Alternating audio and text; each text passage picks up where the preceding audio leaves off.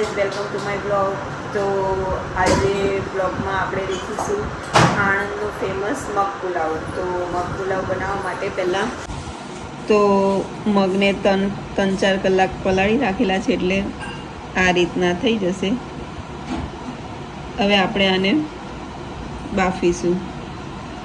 તપેલીમાં જ બાફવાના છે, કેમ કે કુકરમાં કરીશું તો એ કૂચો બોલી જશે, તો આપણે એવા નથી જોતા મગ પુલાવમાં. તો આપણે જે મગ પલાળી રાખ્યા હતા એને આવી રીતે બાફવાના છે, છૂટા, સીધી નહીં વારવાની કુકરમાં. અને આમાં સ્વાદ અનુસાર મીઠું પણ નાખી દેવાનું. આવી રીતે કેવું કે મગ પુલાવમાં છૂટા છૂટા મગ જોઈએ ને, એટલે આવી રીતે તપેલીમાં જ બાફવાના. તો મગ પુલાવમાં આપણે નાખવાના છે એ વેજીસ આ છે, ડુંગળી, કેપ્સિકમ અને ગાજર. તો ડુંગળીને આપણે આવી રીતે કટ કરવાની છે, આવી ઝીણી ઝીણી કાપવાની.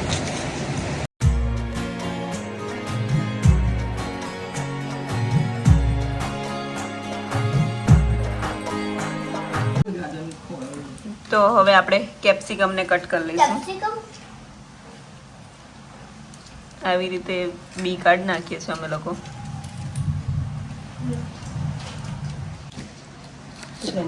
કેપ્સિકમને બી આવા ઝીણા કટ કરી દેવાના છે.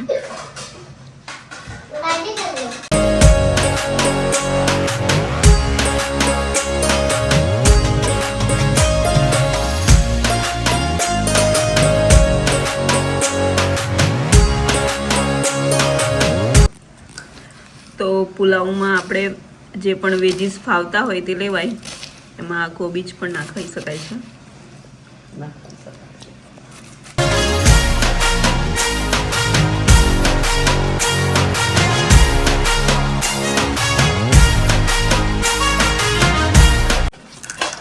તો ગાજરને આપણે આવી રીતે છીણી કાઢીશું.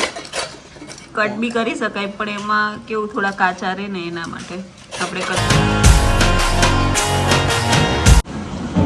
તો આ તમે જોઈ શકો છો એવી રીતે ઝીણા ઝીણા બધા કટ કરી નાખેલા છે. કોબીજ, ગાજર, કેપ્સિકમ ને ડુંગળી. તો ટામેટા આપણે ઝીણા ઝીણા કાપી નાખવાના છે.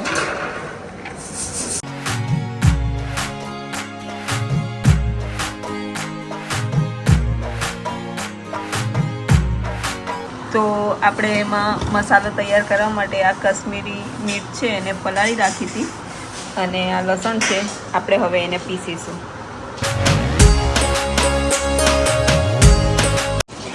તો આપણા મરચાં અને લસણ પીસાઈ ગયું છે, આવું પીસી દેવાનું. તો અહીંયા આપણા મગ બફાઈ ગયા છે. જો તપેલી બાફ્યા છે, એટલે છૂટા છૂટા છે ને. તો આવા મગ બાફી દેવાના. તો અહીંયા આપણે બાસમતી રાઈસ લઈ લીધા છે. પહેલે આપણે પાણી ગરમ કરવા મૂકી દીધેલું છે. પાણીમાં થોડું તેલ નાખી દેવાનું. સ્વાદ અનુસાર નમક નાખી દેવાનું.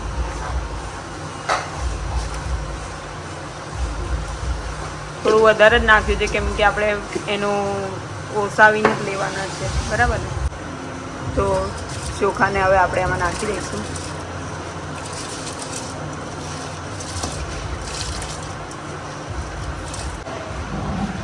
તો ચોખા ઉમેરીને આપણે થોડું એને હલાવી દઈશું, કેમ કે મીઠું ને બધું બળી જાય ને, એના માટે. તો અહીંયા આપણે પુલાવ માટે રાઈસ રેડી થઈ ગયા છે.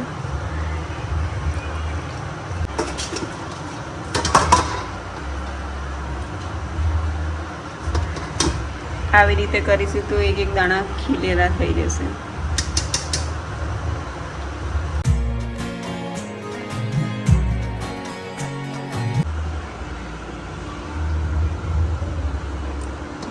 ધુમાડા ધુમાડા,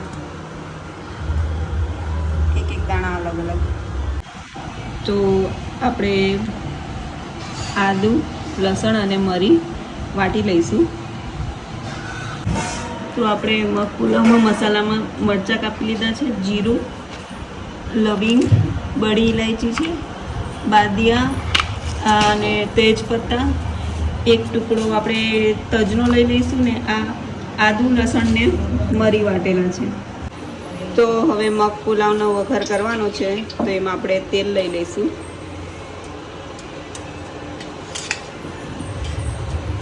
તો તેલ ગરમ થાય એટલે આપણે બધા મસાલા એમાં નાખી દઈશું.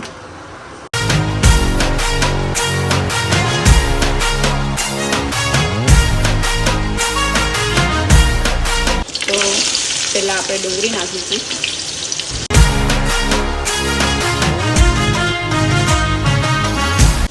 અને હવે આપણે જે આદુ ને લસણની પેસ્ટ બનાવી હતી મરી વાટીને એ નાખી દઈશું. તો ડુંગળી થોડીક ગોલ્ડન બ્રાઉન થઈ ગઈ છે એટલે હવે આપણે કેપ્સિકમ નાખીશું. કેપ્સિકમ થોડા શેકાઈ ગયા છે એટલે હવે આપણે કોબીજ નાખીશું.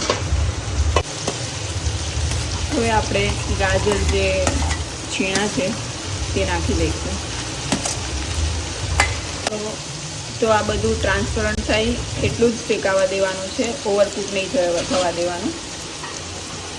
હવે આપણે ટામેટાં નાખીશું. ટામેટાં લાસ્ટમાં જ નાખવાના.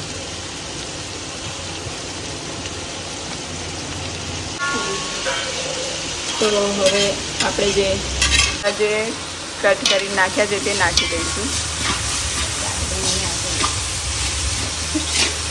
તો હવે આપણે એમાં થોડુંક જ મીઠું નાખવાનું છે, કેમ કે આપણે ચોખામાં પણ મીઠું નાખેલું છે અને મગ બાફવામાં પણ નાખેલું છે, એટલે આ જેટલા આપણે વેજીસ નાખ્યા છે એના માટે જ મીઠું નાખવાનું છે. તો હવે આપણે એમાં કૂંઠી મરચું નાખવાનું, પછી આ ધાણા જીરું પાવડર નાખ્યો, આ થોડું તીખું મરચું નાખ્યું છે. તમારા ઘરમાં જે રીતે તીખું ખવાતું હોય એ રીતે નાખવાનું. આ ગરમ મસાલો અને હળદર.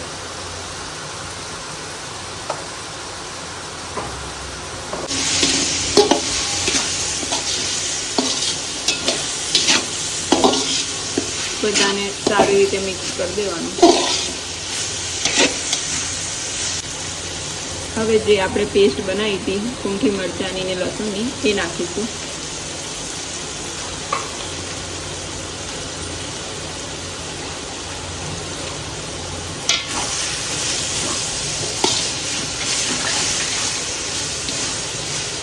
આનાથી પુલાવનો કલર મસ્ત આવે.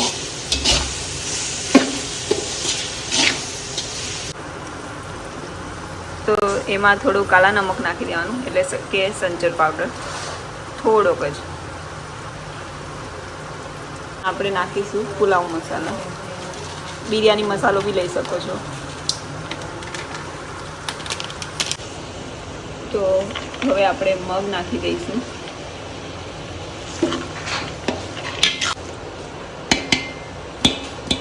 તો હવે આપણે જે પુલાવ માટેનો ભાત તૈયાર કરેલો છે તે હવે એમાં આપણે મિક્સ કરી દઈશું. તો બધું નાખી દીધા પછી આપણે એને સારી રીતે મિક્સ કરવાનું છે. એની પહેલાં આપણે એની પર થોડો શેઝવાન મસાલો નાખી દેવાનો ચટપટા સ્વાદ માટે.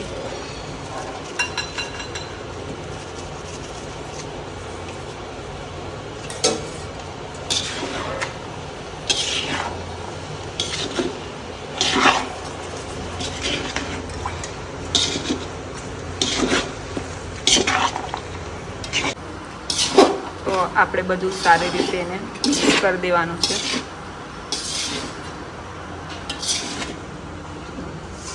મસ્ત કલર લાગે છે ને. તો લાસ્ટમાં દાણા નાખીને એને ડીશને ફિનિશ કરશું. જો રેયાંશ હવે ટેસ્ટ કરીને કહેશે કે કેવું છે. કેવું લાગ્યો?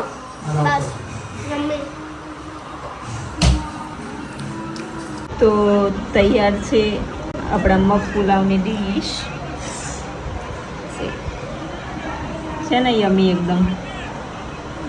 તો તમે જોયું મગ પુલાવ કેટલો યમી બન્યો છે. તો તમારે બી રેસીપી ઘરે ટ્રાય જરૂર કરજો.